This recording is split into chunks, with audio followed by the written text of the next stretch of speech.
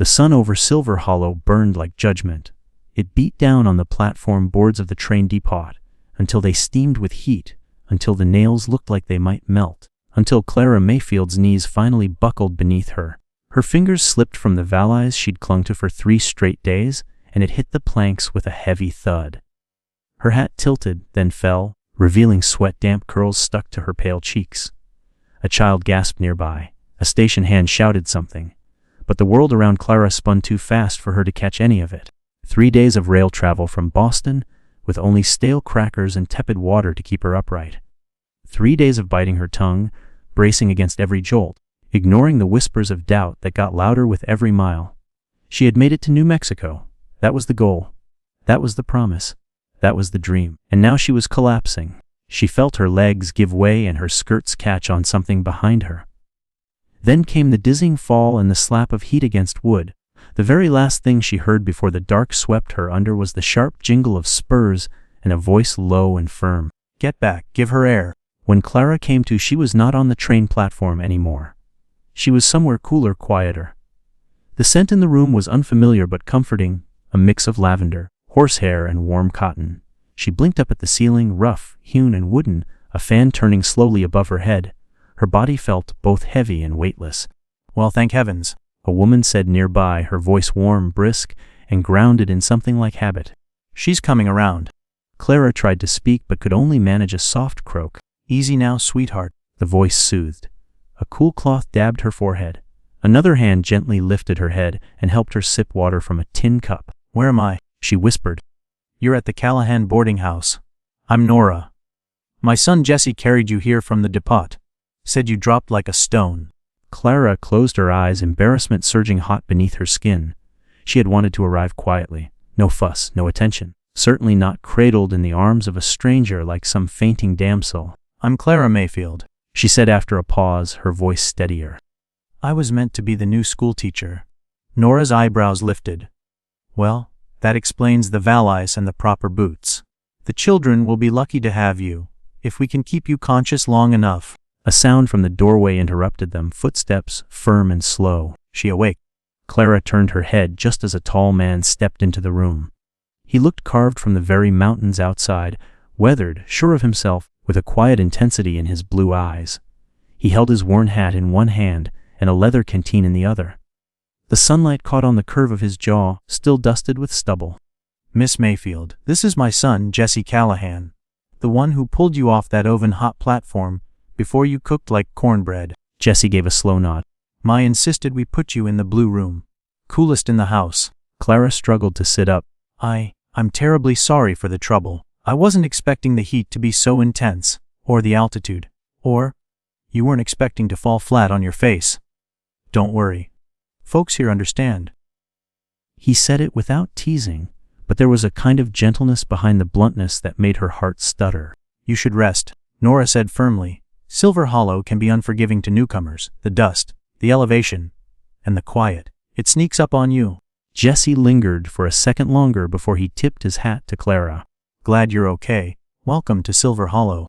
Then he was gone. Clara drifted in and out of sleep for hours. At one point, she dreamed of her father's library, the smell of old books, the creak of his rocking chair. Then the dream shifted, and she was on a horse, galloping across a wide open plain, wind in her face, the sun behind her. When she woke next, the sky outside the window had turned the color of apricots. A breeze rustled the lace curtains. The sounds of life in Silver Hollow drifted in through the open sash, hammering from the blacksmith, a wagon creaking down the road, someone calling out for a dog named Josie. She swung her legs slowly off the bed. Her limbs still trembled, but something deeper stirred within her, a kind of stubbornness she'd inherited from her mother. "You've come this far," she whispered to herself. "You're not quitting now." A knock sounded at the door. "Miss Mayfield." Nora's voice. "I brought you some broth. Please come in." Nora entered, balancing a tray with practiced grace. "Now don't argue. You need this more than your pride does." Clara smiled weakly. "Thank you, truly. My son's gone to check on a herd. But he said to tell you he hopes you're feeling stronger." Clara nodded, her cheeks warming. "He's not as rough as he looks, you know," Nora added with a conspiratorial grin. Clara said nothing. But when she sipped the broth and looked out the window toward the barns and the hills beyond, she found herself wondering about the man who had lifted her out of the heat and carried her like she weighed nothing at all. That night, Clara sat upright in bed with a notebook in her lap. Her room was quiet, the moonlight soft against the floorboards.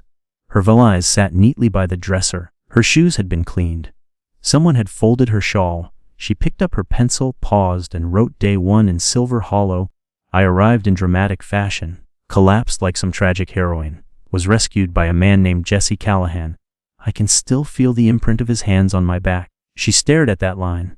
Then under it she added, tomorrow I meet the schoolhouse. Tomorrow I prove I belong. She didn't know where she was, but somehow, she already felt safer than she had in months. Clara woke to the scent of biscuits baking. It was a scent she hadn't expected to find in New Mexico, and it made her chest ache with a sudden pang of homesickness so sharp it nearly unseated her. She sat up slowly, the morning light filtering through the lace curtains of the blue room, painting soft golden streaks across the floorboards. Her body still felt like it had been wrung out and left to dry in the sun, but the ache had settled into something manageable. She swung her legs off the bed and stood. No dizziness, no collapse, that was progress. There was a soft knock on the door. Come in, she called, smoothing her wrinkled skirts. Nora Callahan entered with a pitcher of fresh water and a folded towel. She gave Clara an appraising look, not unkind. You've got more color in your cheeks today. That's a good sign. Clara tried to smile. I feel functional. Functional is a start. I brought you some clean clothes. They belong to my niece, rest her soul. They'll be a touch loose, but better than sweating through wool. Clara hesitated, then took the bundle with both hands. Thank you. I didn't expect such kindness. Nora waved her off. Around here, kindness is the currency we trade in. No one makes it long without it. Now wash up, and I'll meet you downstairs. Breakfast's ready.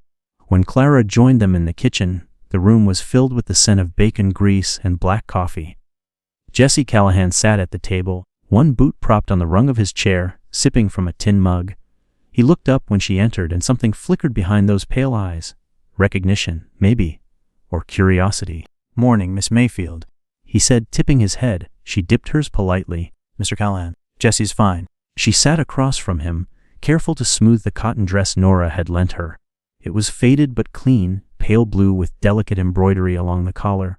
There was something comforting about wearing something that had lived a life before her. I'm sorry again for the drama yesterday, she said, clasping her hands. I'd hoped to arrive with a bit more dignity. Jesse took a bite of biscuit and shrugged.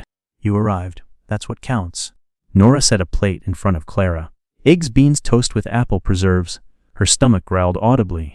Don't apologize for being hungry, Nora said, chuckling. That's the one thing this town can always fix. They ate in near silence for a few minutes, the kind of silence that wasn't awkward, just grounded. Clara noticed Jess's hands scarred, sun darkened, steady. Hands that knew work. She wondered how many women he'd carried before her. The thought startled her, and she pushed it aside. I'll be heading to the schoolhouse today, Clara said quietly. I need to see what I'm working with before the children return on Monday. Nora nodded approvingly. That's the right spirit. I could hitch the wagon, give you a ride into town, Jess offered, then added.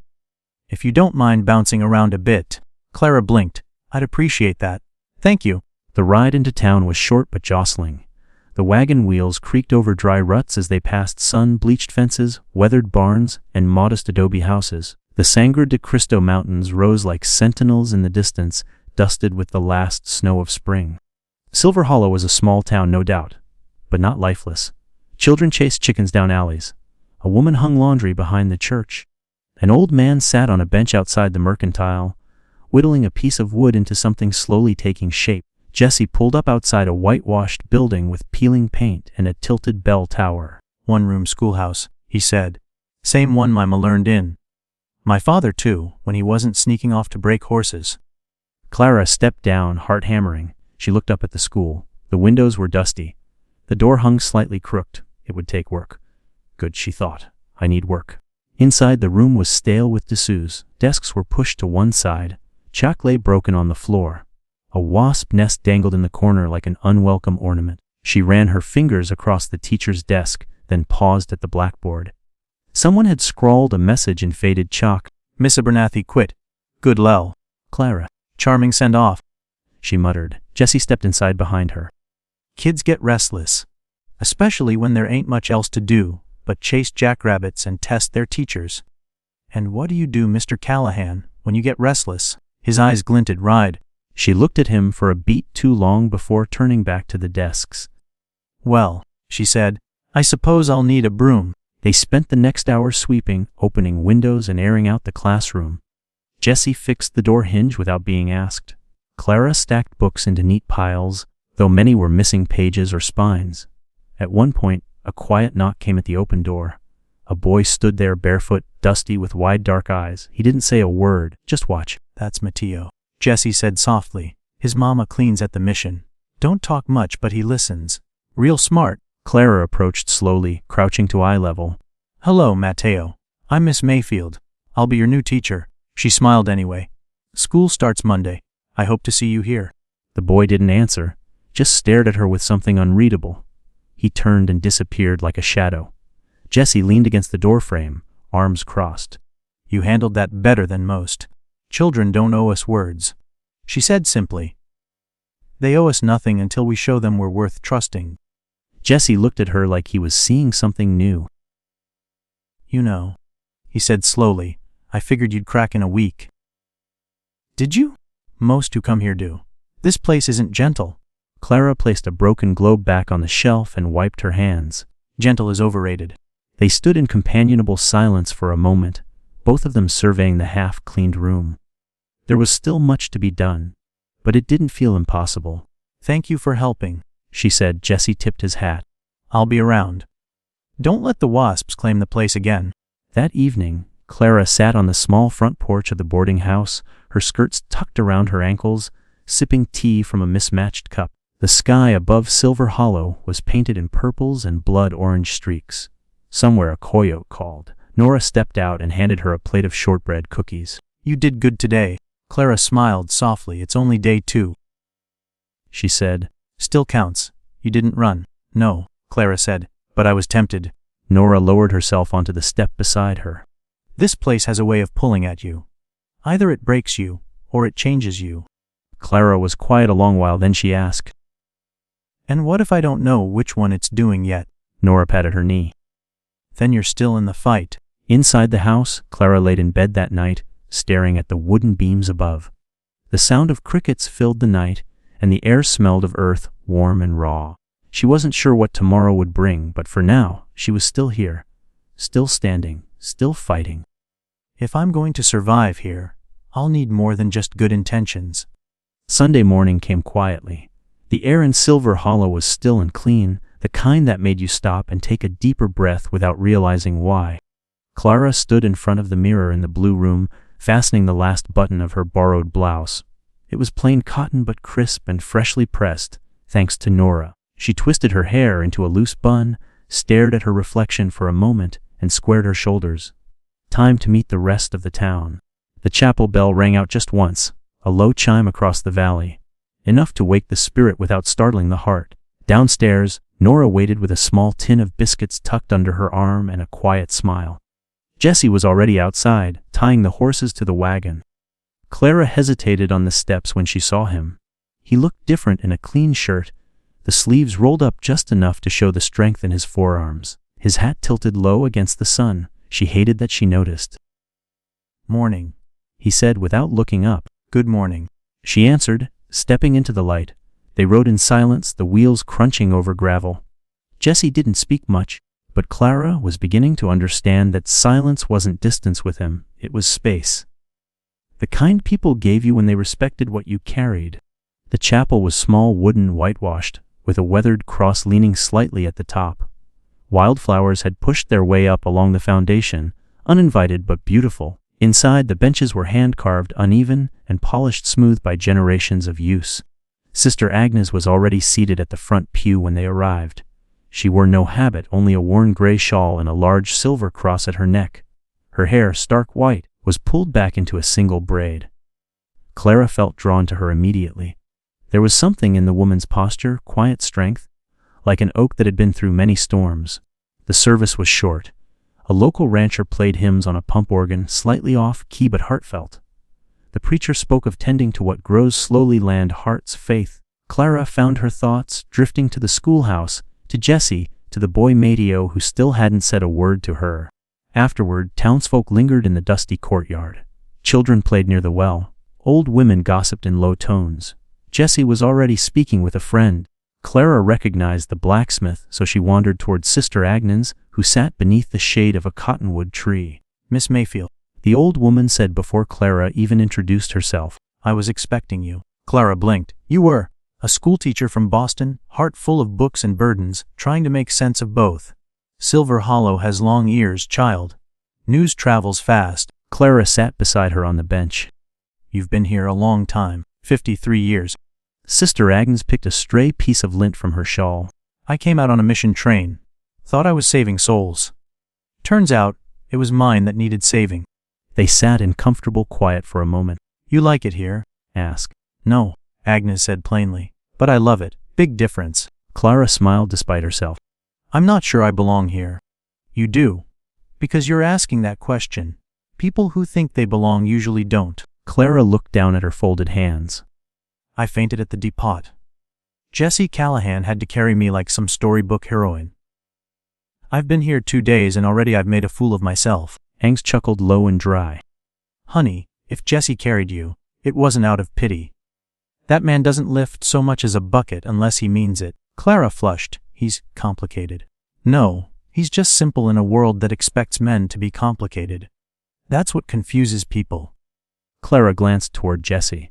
He stood with his hands on his hips, nodding politely as someone older lectured him about fencing materials. He's kind, Clara said softly, but hard to read. Agnes leaned in slightly. That boy had his heart broken. A few years back, girl from Santa Fe, came through, lit up his world like lantern oil, then decided she liked the city better. Clara's heart gave a twist. That explains the hesitations. He don't trust his own happiness anymore. And you? Clara asked. You always speak in parables, only when the truth is too heavy to hand over all at once. A breeze picked up, carrying the dry scent of the hills. Agnes looked toward the chapel with eyes gone far away. This town tests people, Clara. It'll push every button you didn't know you had. But if you let it, it'll also shape you into someone steadier, deeper. It takes grit to stay. Grace too. Clara stood slowly. Her head felt clearer than it had in days. Thank you, she said. Don't thank me yet. Ask yourself in a month if you still mean it. Later that afternoon, Clara found herself walking alone near the edge of the schoolyard. The children were gone, but the field still held echoes of laughter and dust. She turned a corner and nearly ran into Jessie, who was kneeling to fix a loose fence post. Didn't mean to sneak up on you, she said. He glanced up, one brow raised. You didn't. I just tend to get focused. She crouched beside him. You fix fences on Sundays too. Fences don't care what day it is. She watched him drive the post deeper with a short mallet. I spoke to Sister Agnes today. He grunted. I figured. She likes you. She said, you don't do things unless you mean them. He didn't answer. Like carrying someone off a train platform. He looked up. The sun was behind her, casting her face in a soft light.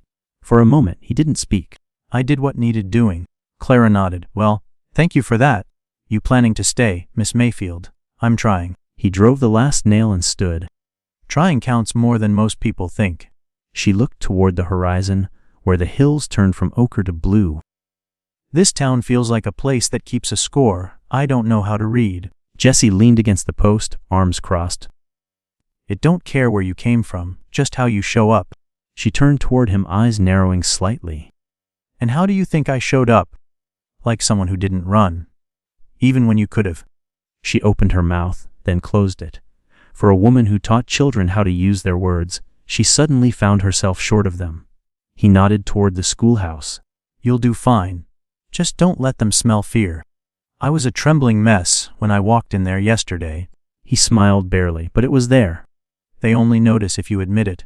As he walked away, the late afternoon light casting long shadows behind him, Clara stood still for a moment, the wind tugging at her skirt, a thousand things unsaid crowding her chest. She wasn't sure what came next, but she wanted to find out. This town has a way of deciding if you belong, or if you don't. Monday morning dawned with a sharp breeze and a sky the color of washed denim. Clara stood alone in front of the schoolhouse, her satchel slung over one shoulder, her fingers curled tightly around its strap. The sun hadn't climbed all the way above the hills yet, but the town was already humming, horses stamping in corrals, hammers ringing from the forge, a rooster crowing somewhere off to her right. Today she would step into the classroom not as a stranger but as the teacher. It was a distinction she'd dreamed of back in Boston, in lecture halls and reading rooms. But that was theory. This was real, and real had splinters. She took a breath, lifted the latch, and opened the door. The smell hit her first: dust, old paper, and something faintly sour. She wrinkled her nose. A family of mice had left evidence in the far corner. That would have to be dealt with. Clara moved quickly through the room, opening windows, brushing off surfaces. Jessie had helped her straighten the desks the day before, but the place still bore the feel of neglect. A few books had been nibbled at the edges. The blackboard needed scrubbing. She paused in front of it and wiped away the faded message someone had left. Miss Abernathy quit. Good luck. Not today, she thought. She checked her watch. 20 minutes. A few moments later, the first students trickled in, suspicious eyes peering through the doorway, little boots scraping on the wooden steps. Clara stood tall behind the desk, hands clasped, smile calm but not too eager. Good morning, she said as two girls entered together. They stared at her, then took a bench near the back. One whispered something to the other. A boy followed, barefoot, lanky, hair uncombed. He tossed his satchel on the desk like he meant to break it. His eyes, gray and narrowed, locked onto hers. You the Boston lady? He asked. I am. My name is Miss Mayfield. He grunted and took a seat. By 800, the room held 17 children, ranging in age from 6 to 13. Clara could feel the weight of their curiosity, their skepticism. A few crossed their arms. One small boy began to fidget with a stick under the desk. A girl yawned dramatically. She cleared her throat. My name is Miss Clara Mayfield, she said again. And I know many of you aren't happy to be here this morning. That's all right. I wasn't too happy the first time I walked into a schoolroom either. A few eyebrows lit. But we're here now, and we're going to learn together. I will ask a lot of you, and you can ask a lot of me. That's the deal. Agreed. No one answered. She walked to the blackboard, picked up the chalk, and wrote her name in clean, looping letters. Then she turned, set down the chalk, and sat on the edge of the desk. What do you want to learn? A murmur ran through the room. Most of them weren't used to being asked anything. A hand finally lifted, a freckled girl in braids. Will you whip us if we don't? Clara blinked. No, but I'll make you stay late. And I'm a very boring person after 3 o'clock. She asked bluntly. There was a ripple of laughter. Not much, but it broke the ice. A boy in the second row raised his hand, smirking. Can you spell rattlesnake? Clara stood, crossed to the board, and wrote it without hesitation. Backward. He challenged. She wrote it in reverse. He frowned. A voice from the far left corner cut through the room. She talks like a preacher. Clara looked over. It was the same boy who had tossed his bag earlier. She met his eyes. What's your name? Clay. My ma cleans for the Ockos. All right, Clay. I don't mind sounding like a preacher. As long as someone listens. He scoffed, but said nothing else. She handed out paper and pencils, what little they had, and started them on simple spelling exercises. Some groaned.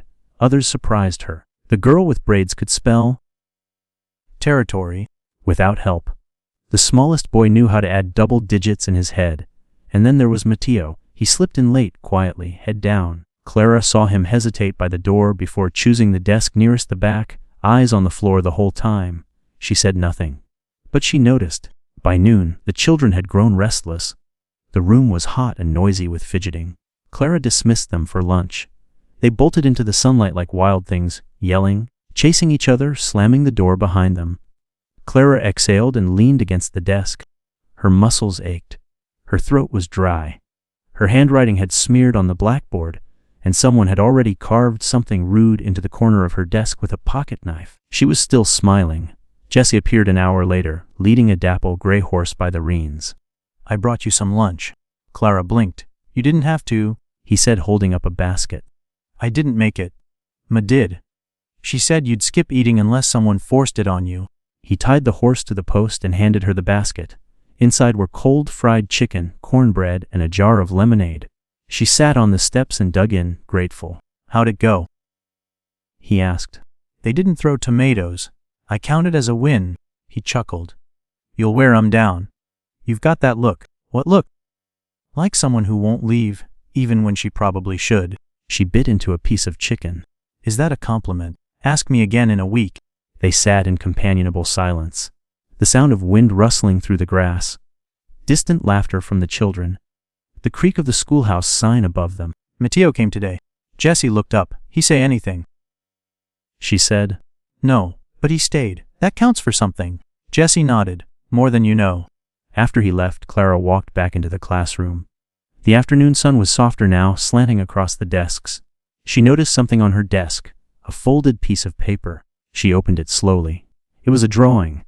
A crooked but careful sketch of a woman standing at a blackboard, surrounded by smiling stick-figure children. At the bottom, thank you no name, but she knew. She pressed the paper to her chest. Outside, the wind picked up again, carrying dust and possibility. That night, Clara dreamed of dry winds and blue eyes she didn't want to forget. By the end of her first week, Clara had found a rhythm. The schoolhouse had stopped feeling like a stranger's room and started feeling like her own. The children still tested her, especially Clay, but they listened more than they ignored. Mateo hadn't spoken, but he returned every day, always early, always quiet. That alone felt like a kind of victory.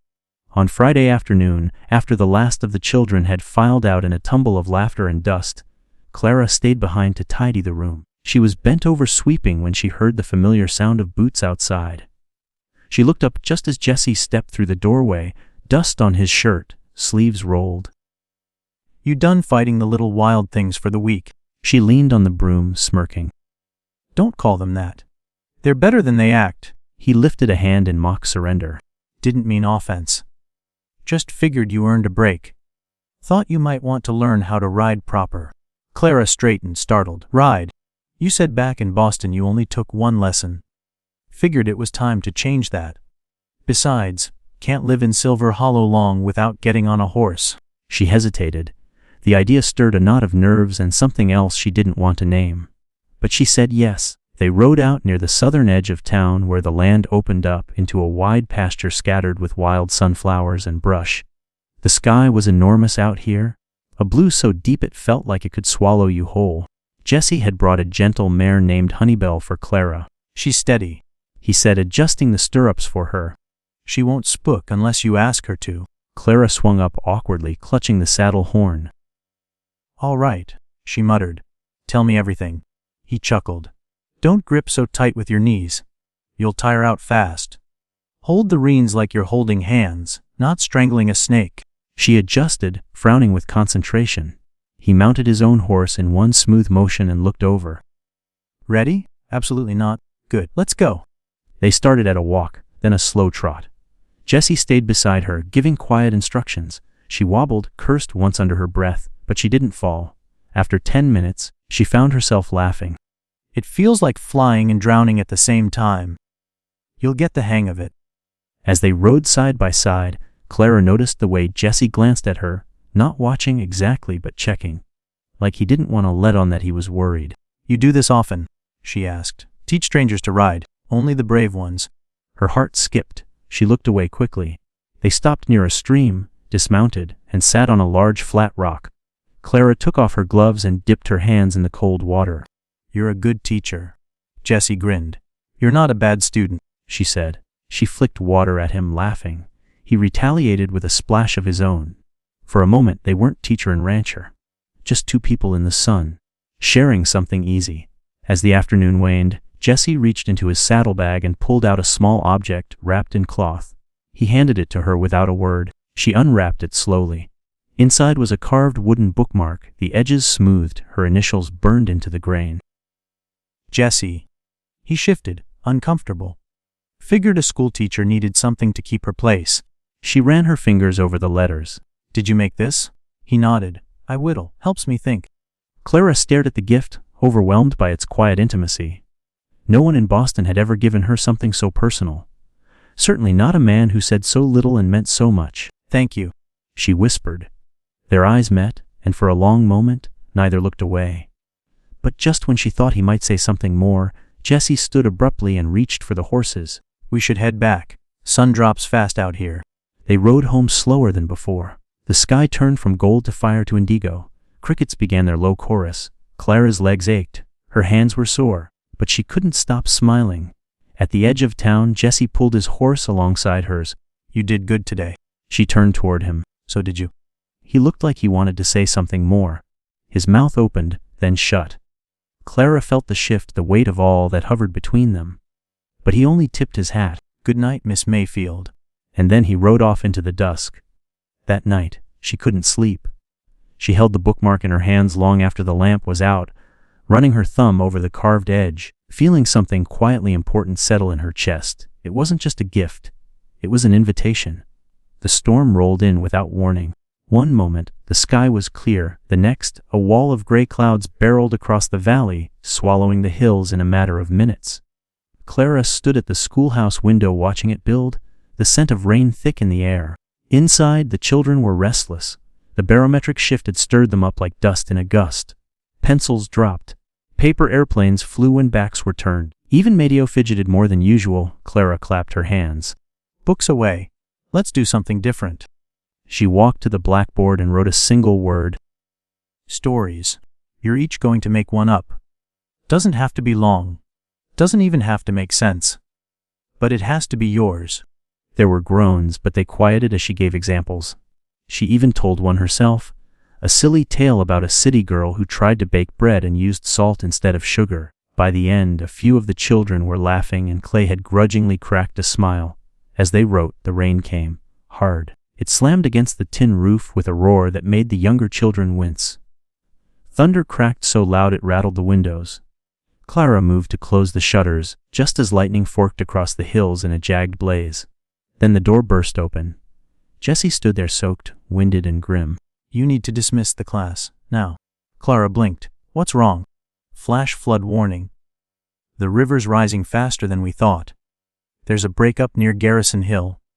It's gonna run down through the lowlands. Clara turned to the children. Everyone pack up quickly. Jesse will help walk you home. Pairs of two. No arguing. Her stomach dropped. Where's Mateo? Jesse frowned. Wasn't he here earlier? The students jumped into action. Jesse moved among them, checking bags, making sure no one was missing. Clara scanned the room. Mateo was gone. He never left. I didn't see him leave. Clay stepped forward. He snuck out when the rain started. He said he needed to check something by the old bridge. Clara felt her heartbeat spike. Alone. Clay nodded. He was scared about the water. Said it always comes fast near the bend by his place. Jesse cursed under his breath. That bridge is one of the first places that'll flood. He turned to Clara. Get these kids home. I'm going after him. She grabbed her coat. I'm going too. No. You'll move faster with someone who knows where he might hide. He's never gone more than half a mile past the old cottonwood. Jesse hesitated, then nodded once. Fine, but stay close. They rode hard through the downpour, the horses slipping on the muddy path. Clara's coat clung to her skin. Rain stung her eyes, but she didn't care. The image of Mateo alone by the bridge, water rising around him, pushed her forward. Jesse shouted over the thunder, pointing toward a dip in the land. That's the runoff path! If he's in the gully, he's in danger. They reached the cottonwood, and Clara dismounted before the horse stopped moving. Mateo? She shouted, her voice swallowed by the storm. Nothing. Then Jesse called out. Over there. He pointed to a shape huddled beneath the bridge, water swirling fast around the base. Clara ran, boots sliding in the mud, until she reached the edge. Mateo sat on a rock, hugging his knees, eyes wide with terror. I thought it came fast. He stammered. I thought I could warn them. You did, honey. But now you need to come with me. Right now. The water had risen another inch in seconds. Clara held out her hand. Take it, come on. Mateo stared at her hand, frozen. Then Jesse was beside her, one arm around her waist, anchoring her. I've got you, he said. Just focus on him. Clara leaned forward, stretching until her fingers brushed Mateo's. You're not alone, I promise. Something shifted in the boy's eyes. He lunged, and she grabbed him, pulling him into her arms just as Jesse dragged them both back onto solid ground. They collapsed in the mud, breathless. Mateo clung to her, trembling. Clara held him tight. By the time they returned to town, soaked and covered in grime, the worst of the storm had passed. Nora met them at the boarding house, eyes wide with worry. Lord above, what happened to you two? We found Mateo. Jesse said simply. Clara helped the boy out of his wet coat. He still hadn't spoken since the flood, but his hand gripped hers like a lifeline. He needs to rest, she said. He was brave. Jessie nodded. So were you. Their eyes met over Matteo's head. He could have been lost, Clara whispered. Jess's voice was low. But he wasn't. Because you saw him. Later that night, after Matteo was safely asleep in a spare room and Jessie had gone home, Clara sat in the parlor staring at the fire. Her hands shook, not from fear, from the weight of what could have been. From the realization that this place, these people, they were hers now. I didn't save him alone. But something in me changed forever when I reached for his hand. The sun returned with a vengeance the next morning, as if to make up for the violence of the night before. The sky was clear, the air clean and sharp, and puddles shimmered in every dip of the road like little mirrors reflecting the sky. Clara stood on the porch of the boarding house, staring out toward the schoolhouse. Everything looked the same, but she didn't feel the same. The weight of the storm still lingered in her bones. Matteo was sleeping soundly upstairs. Sister Agnes had arrived early to check on him and offered to sit with him through the morning. Clara had accepted, though she hadn't quite let go of his hand until the last second. She didn't want to admit how much that little boy had shaken something loose inside her. The children were waiting at the schoolhouse when she arrived. A few still seemed unsettled by the storm. Clay, for once, didn't mouth off. The little girl with braids came up quietly and handed Clara a daisy. It didn't drown, she said. So I thought you should have it. Clara tucked it behind her ear. Thank you. It's perfect. They went through the motions of lessons, but Clara could tell none of them were truly focused. She wasn't either. By mid-morning, she let them out early for lunch. She was wiping the blackboard when Jessie showed up, hat in hand. He's all right, he said. Matteo, he's asking for you. Clara blinked. He spoke, clear as anything. Didn't say much. But he asked if the lady with the soft hands was coming back. Clara laughed, blinking back tears. I'll take it. Jessie stepped inside the room, looking around like he hadn't been in a schoolhouse since childhood. I came to tell you something else too. She turned from the blackboard. All right. He hesitated, fingers tightening around the brim of his hat. I had a letter yesterday, from Louisa. Clara's stomach dropped. She knew that name. The woman who'd broken Jessie. The one who'd left. What did she want? She's coming back. Temporarily. Her father's sick. She said she'd like to see me. The words hung between them like smoke. Clara didn't speak. She felt the silence stretch taut across her chest. I thought you should know, he added. Because I don't want it to be a secret. I don't want you thinking I'm walking backward. She nodded slowly, lips pressed tight. Do you want to see her? He leaned against the doorframe. Part of me wants to say no, but I think I need to. Just to know I'm not holding on to a shadow. That's fair, she said, voice even. We all have to settle our ghosts. Jessie looked at her for a long time. You're not a ghost, Clara. Then go see her. Say what needs saying. But don't let her twist you up again. You're more than who you were with her. She didn't answer, not right away. He nodded once, then tipped his hat and left. Clara stood alone in the schoolhouse, hands clenched so tight she didn't realize she was shaking until chalk fell from her fingers. That evening, after checking in on Matteo one last time, Clara wandered through town with no real destination. Her feet carried her toward the church, then past the mercantile, then out toward the edge of the dry field. She needed air. Space. She ended up at Sister Agnes's porch, where the old woman was shelling beans in a tin bowl. You look like a pot about to boil over, Agnes said without looking up. Clara sat on the step. Jessie got a letter from his old flame. She's coming back. And what do you want to do about that? I don't know. Yes, you do. You're just scared to say it. Clara rubbed her hands together. He's kind to me. Good, but I can't be someone's second choice. I've spent too much of my life being someone's backup plan. Agnes set the bowl aside and leaned forward. Then don't be. But don't run either. Let people show you who they are. Louisa will come, and she'll say whatever she came to say. Then it's Jessie's turn, and if he picks her, then he was never yours. And you'll mourn, and you'll keep teaching those wild things, and you'll wake up one day, and the ache won't be so sharp. Clara stared out at the horizon, where the sun was beginning to sink. I don't know what hurts more, losing something, or never getting the chance to see if it was real. You're not losing anything, Agnes said gently. You're just finally being seen for what you are. A woman who doesn't settle for half a heart. 3 days passed. Jessie didn't come around. Clara kept teaching. She kept writing lesson plans, mending books, reading aloud with more enthusiasm than she felt. The children noticed she was quieter, but they didn't ask. Even Clay behaved. On the 4th morning, she arrived early to open the schoolhouse and found something on the front step. A leather-bound notebook. New but hand-stitched. Inside was a note in Jessie's handwriting. There's nothing she can say that changes what I know now. I'm not looking backward anymore. Tucked beneath it was a single pressed daisy. Clara sat down right there on the step, the morning light warming her shoulders. She didn't cry. She didn't smile. She just breathed. Because something had shifted, not in him, in her. I don't need to be chosen to know my worth. But I'll meet him where he stands, so long as he's facing forward. The next day brought heat, the kind that pressed down from the sky and made everything feel slow and heavy. Clara arrived at the schoolhouse early, trying to beat the worst of it. She opened every window wide and rolled up her sleeves, sweat already gathering at the nape of her neck. Jessie hadn't come by, but the notebook was still in her satchel, and she'd read the note more times than she'd admit. Classes passed in a blur.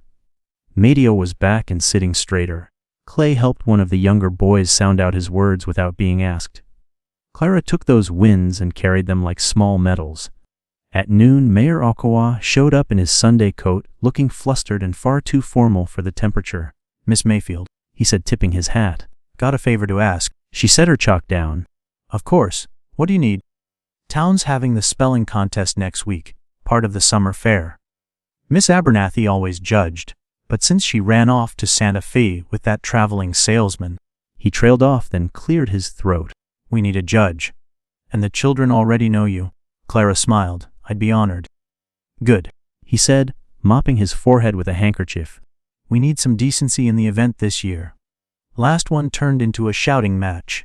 After he left, Clara sat behind her desk and felt a strange tug beneath the pride. This was the first time someone in town had asked her to do something that wasn't about filling a role. It was because they trusted her. That meant something. Finally, he spoke. She left this morning, early, didn't stay for breakfast. Clara nodded. Did you say what you needed to? That night she sat on the porch steps with a cup of tea, watching the sky dim into violet and rose. Nora was inside humming over her knitting. The boarding house was quiet, peaceful. She didn't hear the footsteps until Jessie was nearly at the bottom of the steps. He didn't say anything. Just looked at her with that same guarded intensity, like he was bracing for rejection. She waited. I did, and I realized I've been holding on to something broken. Because it was familiar, not because it was right. He climbed the steps, slowly, as if giving her time to stop him. She didn't. I didn't come to ask for anything, he said. I just came to tell you the truth. You've been in my thoughts every day since the moment you passed out on that platform. And I don't want to walk through this town, pretending I don't feel what I feel. Clara's breath hitched, but she kept her eyes on his. You don't have to say anything, he added quickly. But I needed you to know. I'm not confused anymore. She set her teacup down. I didn't want to be someone's second choice. You're not. You're the reason I know what choosing actually means. Silence stretched between them like a held breath. Then Clara reached for the notebook in her satchel. She held it out to him. I've been writing in it, she said. Notes, frustrations. Things I didn't have the nerve to say out loud. Jessie took it and thumbed through the first few pages. His lips curved into a slow, quiet smile. Does it end with a yes? Not yet, she said, but it could. He nodded. That's enough for me. They sat there in the quiet, the sounds of Silver Hollow fading into the background. Somewhere a dog barked. Crickets started their chorus. Jessie didn't touch her. He didn't ask to. But when he stood to leave, he looked back once. I'm around if you ever want to stop writing and start saying things out loud. Over the next few days, Clara felt the town open up in small ways. Mrs. Grady from the Mercantile offered her day-old peaches. Clay started bringing Mateo to school early and waiting outside for him after. Sister Agnes dropped off a book of poems with a note that said, For the days when words matter more than sense. Even the children seemed different, more relaxed.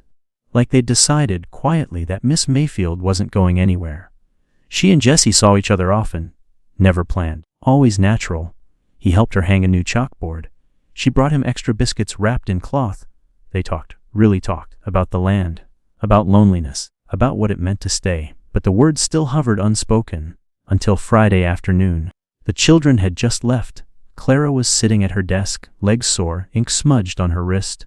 Jesse walked in without knocking, holding something behind his back. She raised a brow. That's not ominous at all. He pulled out a small bouquet, wildflowers and sage. I didn't have a vase. She laughed. Lucky for you, I have a drawer full of tin cups. He sat across from her. I've been thinking, he said, about that life you mentioned. The one you said you wanted. Something of your own, something steady. Clara nodded, her throat dry. If you still want it, he continued, I'd like to be part of it. Not just pass through. Not just visit. She held his gaze. And if I say yes, I'd build it with you, brick by brick, day by day, however long it takes. She didn't hesitate. Yes. And then she leaned forward, and finally, he met her halfway. Later that evening, as the sun bled orange over the rooftops, Clara stood alone on the porch, flowers in her hands, breath caught between memory and hope. The children would be back Monday. The spelling contest was a week away. There were books to mend and lessons to finish. But tonight, her heart was quiet. Not from lack, but from fullness, because she'd stopped waiting for the past to let go and started choosing what came next. His lips parted, his eyes searching hers, but the words never came. The town of Silver Hollow came alive in the week leading up to the summer fair. Bunting stretched across storefronts. Children rehearsed songs in the square. The air smelled like warm bread, sun, dried hay, and something old-fashioned, anticipation that ran bone deep in small towns where events like this meant everything. Clara's classroom turned into a hive of energy. Between spelling lists and practice drills, her students buzzed about the fair. Who'd win the pie contest? Who might fall off the bucking barrel again? Who'd cry if they lost the spelling bee? I won't, Clay declared proudly, 'cause I'm not entering. Yes, you are, Clara replied, handing him a practice sheet. And if you cry, I'll pretend I didn't see it. He groaned but took the paper. Mateo said nothing but practiced longer than anyone. Each day Jesse came by in the late afternoons. He never lingered, but the way he looked at Clara when he passed her the tools or fixed a squeaky hinge said enough. There was a quiet rhythm forming between them, no declarations, just the slow build of something steady. On Thursday, Nora helped Clara press her only good dress. Soft blue cotton, cinched at the waist, with a hem just long enough to make her feel modest and maybe a little lovely. You're going to break hearts at that fair, Nora teased, pinning up a stubborn curl. Clara smiled at her reflection. Just trying not to faint this time. Saturday arrived with clear skies and a breeze that carried laughter from the town square long before Clara reached it. The fairgrounds were bustling. Wooden stalls lined the main street, pies, preserves, handmade quilts, and more pickled things than Clara thought possible. There were games and contests, a hay bale maze, and a corner where an old man played fiddle tunes with two barefoot boys. The spelling bee took place at the center stage under a striped canvas awning. Wooden chairs faced the platform where the children would stand. Jesse had saved Clara a seat in the front row.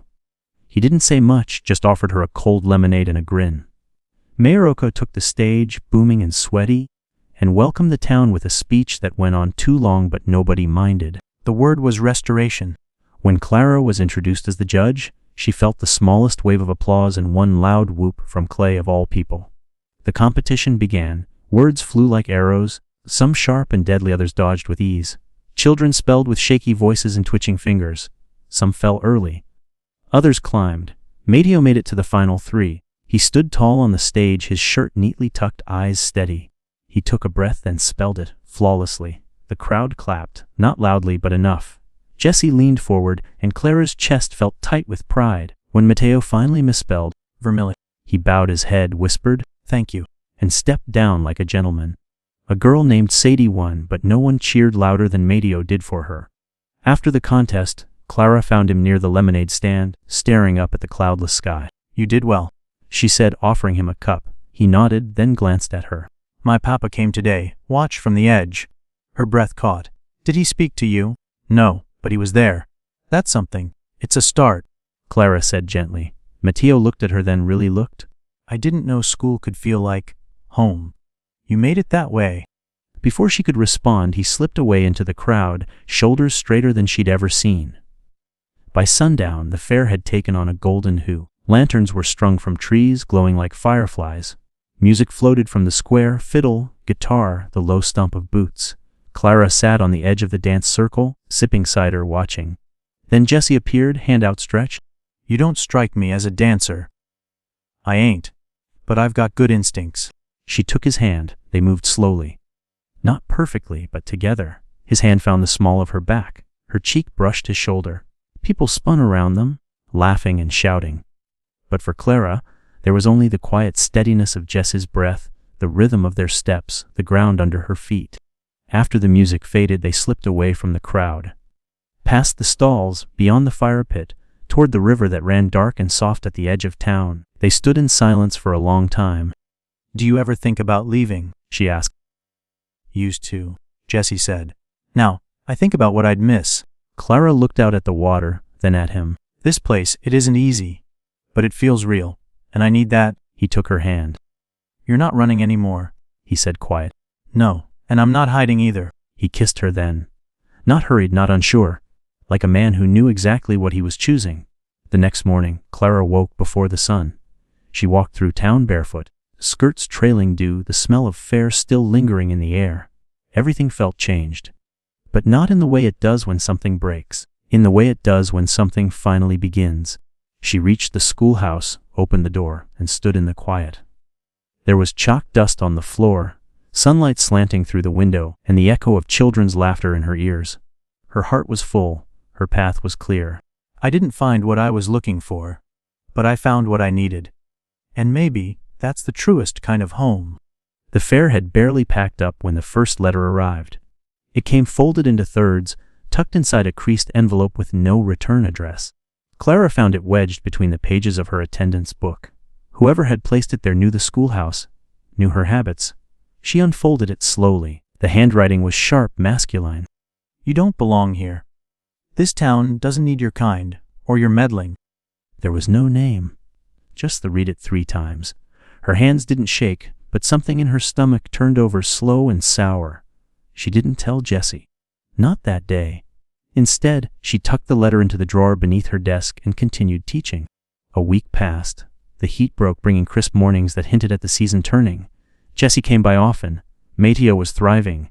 Clay was asking real questions in class. But the second letter came all the same. This one was more direct, the words meaner. Accusing her of corrupting the children with "Fancy. Keep your head down, or we'll find someone who'll do it for you." Still no signature. This time she did tell Jessie. He didn't speak for a full minute after reading it. "Where was it?" he asked.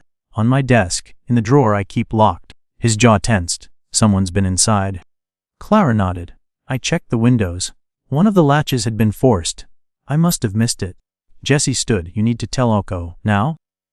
"I know," she said quietly. "But I don't want to cause a panic. The town finally trusts me. If this turns into gossip..." He cut her off. "This isn't gossip, Clara. This is a threat. I'm not leaving. I didn't ask you to. But you need to be smart about this." So she went to the mayor. Oko listened carefully, nodding, frowning. Promised to look into it. By the end of the week, nothing had been done. No follow-up, no answers. And then the third letter came. It was pinned to the front door of the schoolhouse, visible to everyone who walked by. "If she's not gone by harvest, we'll come for her. This is your only warning." This time Jessie didn't knock.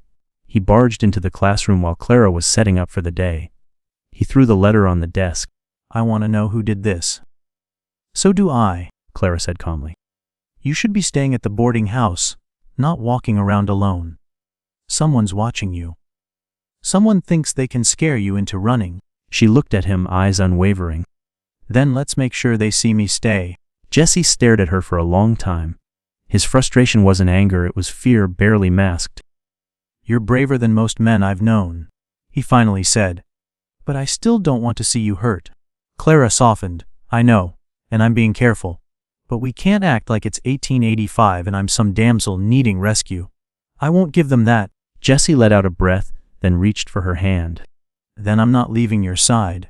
They started taking precautions. Jessie reinforced the schoolhouse windows.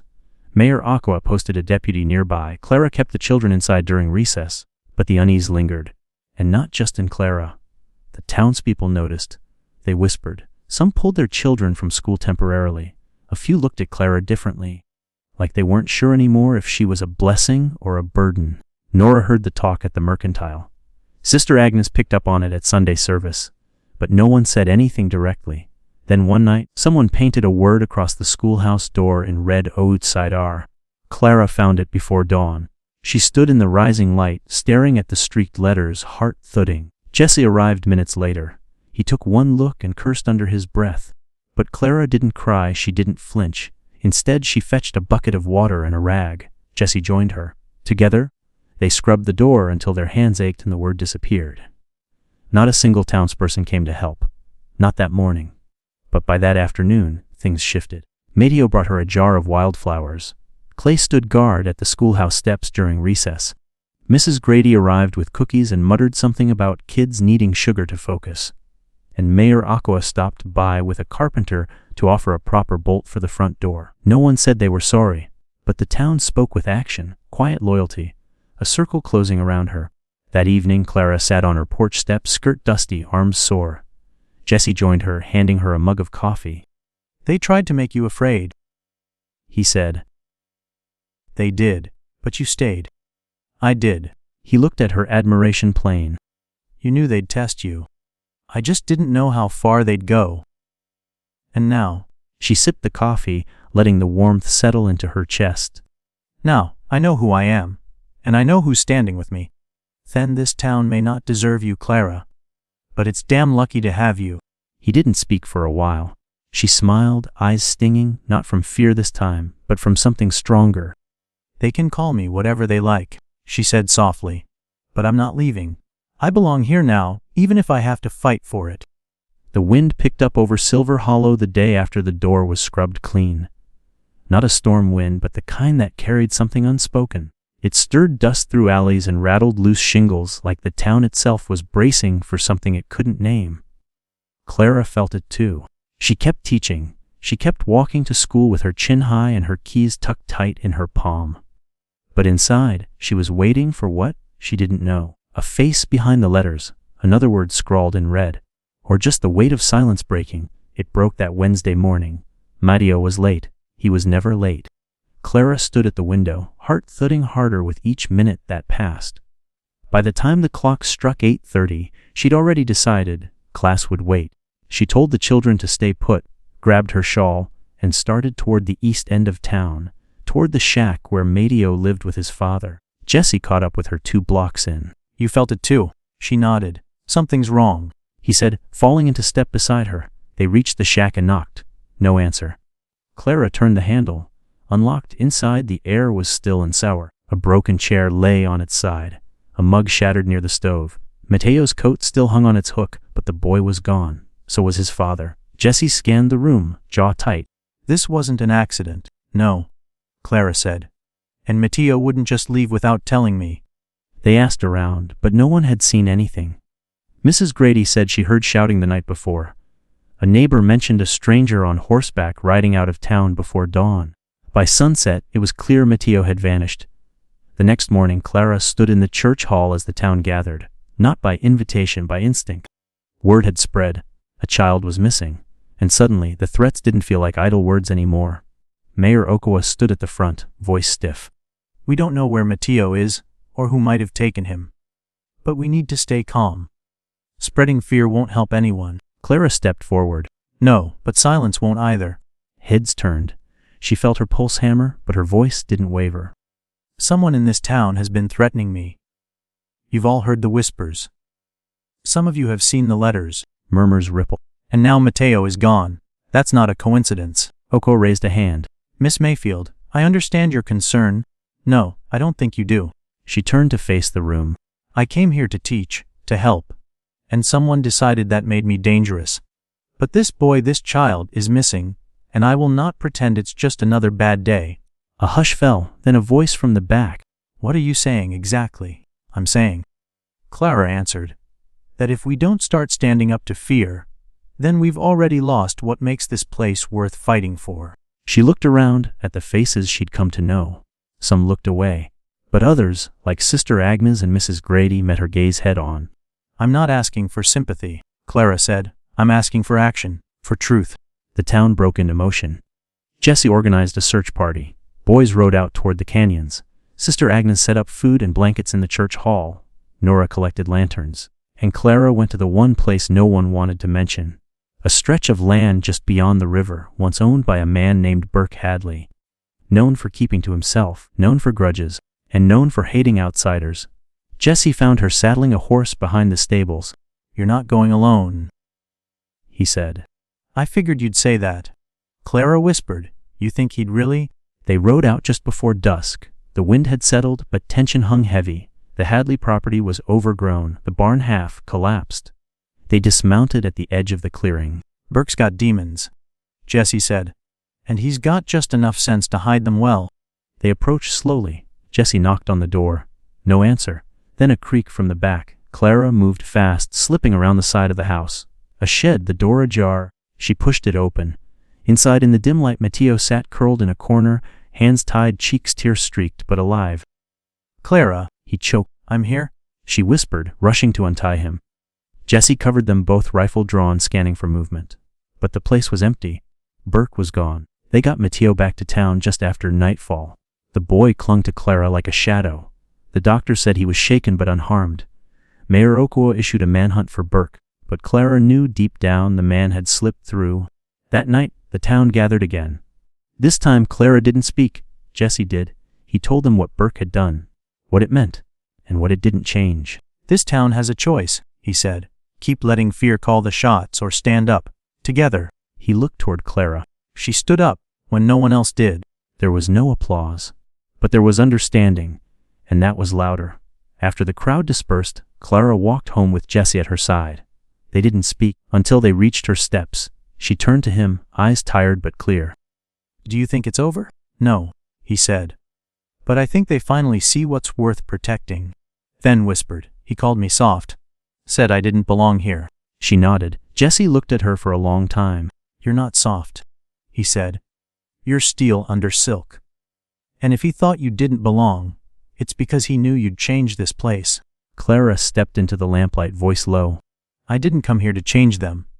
But maybe it's time they start changing for the better. The leaves had started to turn. You wouldn't notice it all at once, just a branch here, a scatter of red along the road. But the shift was there, undeniable. A new season edging in. Clara felt it too. In the way people looked her in the eye now, in the way the children spoke more freely, as if trust had quietly settled into the floorboards, and in Jesse more present than ever, but still carrying a certain tightness, like he hadn't quite let himself exhale. The schoolhouse had returned to normal, at least on the surface, but Clara had learned that in Silver Hollow, normal was just the crust over what people didn't say. Matteo was quieter these days. He smiled less, asked more questions with his eyes than his voice. She gave him space, but she noticed.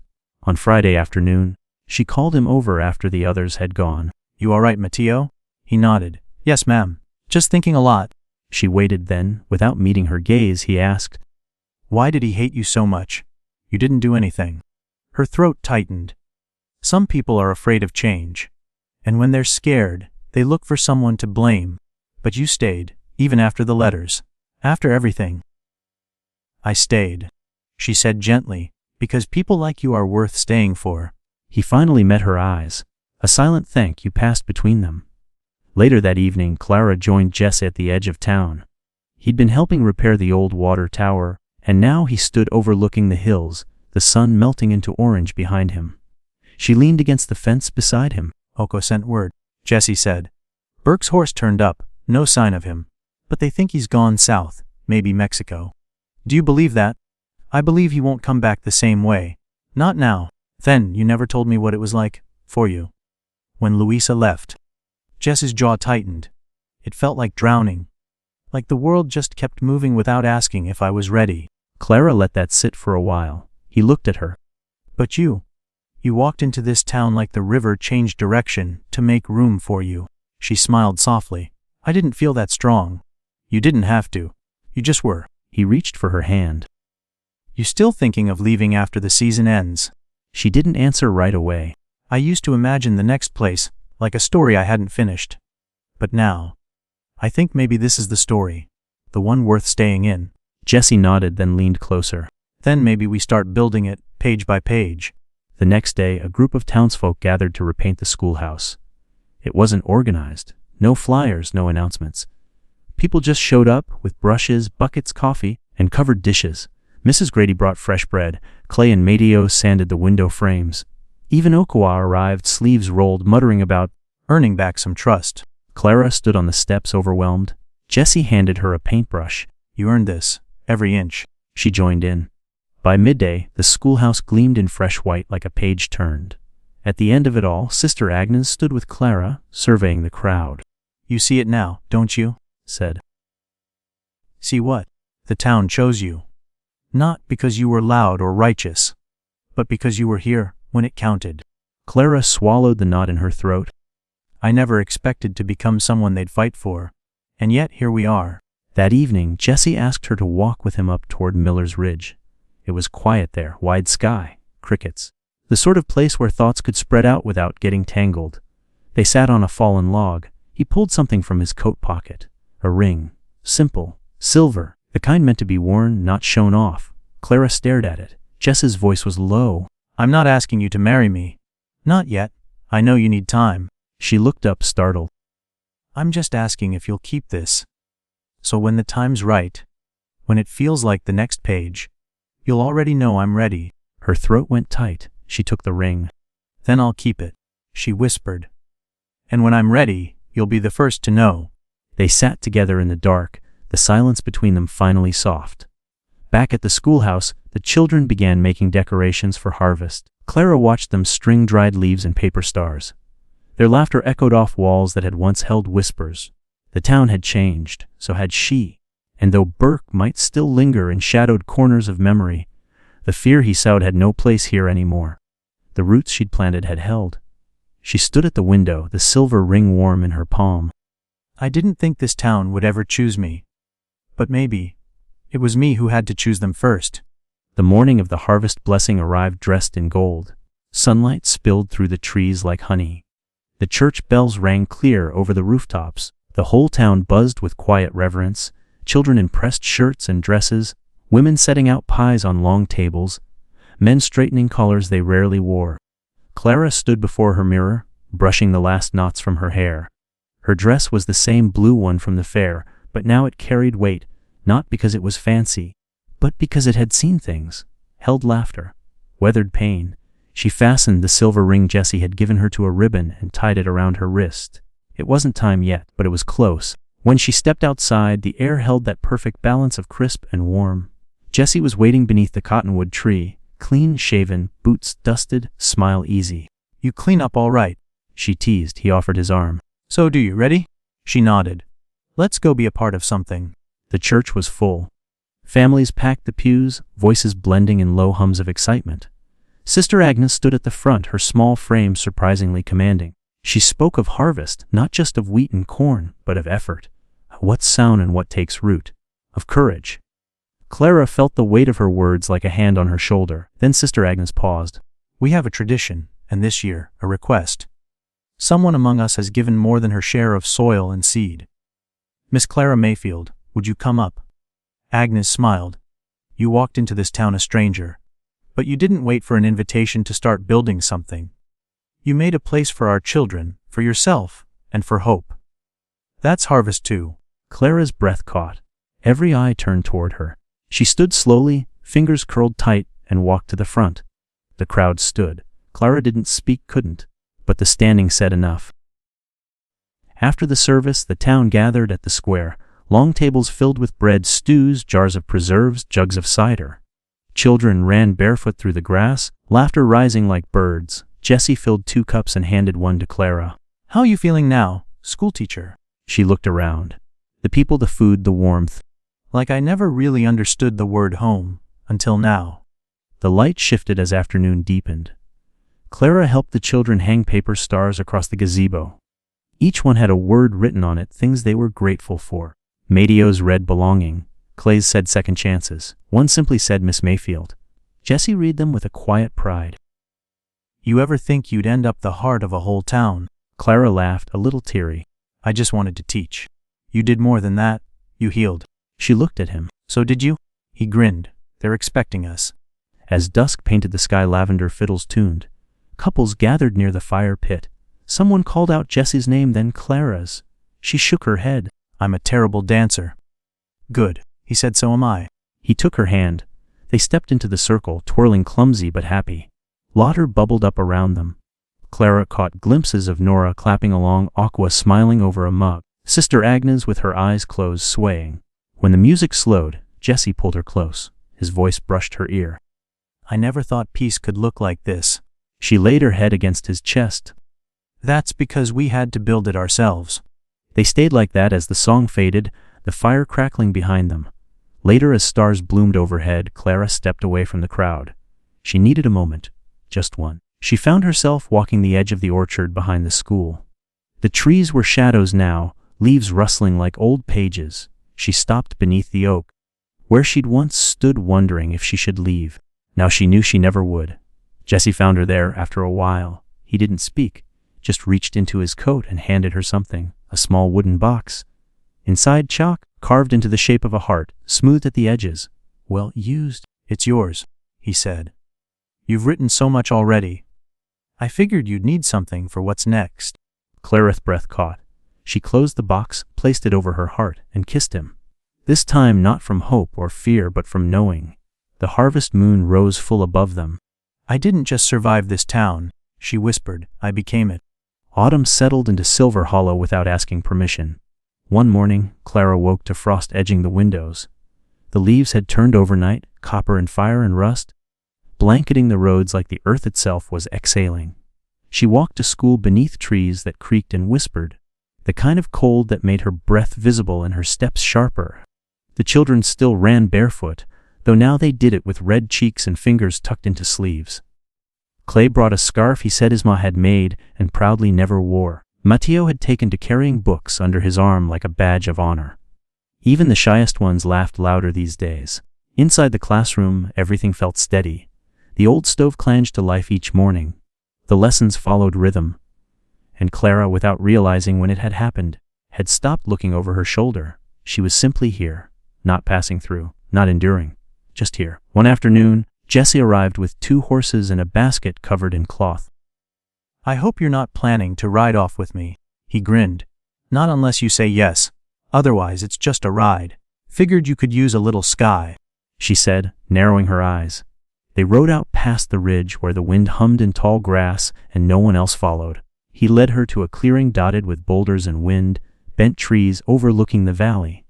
From up there, Silver Hollow looked like a painting. He spread out the cloth on a flat rock and opened the basket, bread, hard cheese, apples, and a folded letter. Clara reached for the letter first. What's this? A surprise, Jessie said, rubbing the back of his neck. She unfolded it. Inside a deed, her name, land. Just outside town, near the schoolhouse. She stared, lips parting. I talked to Alcoa, Jessie said. Wasn't easy. But he agreed. Said if you're going to keep shaping the future of this town, you ought to have a piece of it. Clara's eyes blurred. It's yours, he added. No strings. Not a bribe, not a gesture. Just something that belongs to you, finally. She laughed softly through tears. And what would I do with land? Build, rest, grow tomatoes, hell, open a second school. Whatever you want. Clara folded the letter carefully, as if it were fragile. For so long, she said, I never felt like I belonged anywhere. Like I had to keep moving before the ground gave out beneath me. She looked up at him. But this feels different. Jessie didn't reply. He just took her hand. Winter came sooner than expected.